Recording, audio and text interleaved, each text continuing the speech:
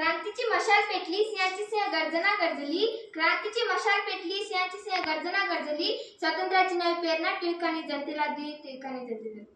नमस्कार, माझे नाव समृद्धी राहुल जडांगे. शाळेचे नाव कस्तुरबा गांधी बालिका विद्यालय बेळवली. मी आज तुम्हाला लोकमान्य टिळक यांच्याविषयी बोलत आहे. भारताचा इतिहास जाणण्याविषयी आपण आधी त्यांचे नुसते नाव घेतले तर अभिमानाने भरून येते. असे व्यक्तिमत्व म्हणजे लोकमान्य बाळ गंगाधर टिळक. रत्नागिरी जिल्ह्यातील चिखली या गावात 23 जुलै 1856 रोजी एका तेजस्वी सूर्याचा जन्म झाला. हा तेजस्वी सूर्याचा प्रकाश तेजाने अन्यायाच्या काळोखाला चिरला. हा तेजस्वी सूर्य म्हणजे लोकमान्य बाळ गंगाधर टिळक. लोकमान्य बाळ गंगाधर टिळक भारतीय स्वातंत्र्य चळवळीचे पहिले नेते होते. लोकमान्य बाळ गंगाधर टिळकांवर छत्रपती शिवाजी महाराजांच्या विचारांचा प्रभाव होता. लोकमान्य बाळ गंगाधर टिळक स्वराज्याचे पहिले व प्रबळ पुरस्कार होते. लोकमान्य बाळ गंगाधर टिळक भारतातील स्वातंत्र्याची एक मजबूत झालवादी म्हणून ओळखले जातात.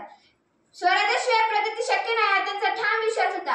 जहाल विचारसरणी होती, लेखणी तलवार होती. जहाल विचारसरणी होती, लेखणी तलवार होती. प्रखर त्यांच्या विचारांवर ब्रिटिश सत्ता हादरली होती. आपले विचार स्पष्टपणे मांडण्याची ताकद टिळकांमध्ये होती. ते आपल्या लेखणीतून ब्रिटिश सरकार विरुद्ध टीका करत असे, जळजळीत लेख लिहित असे.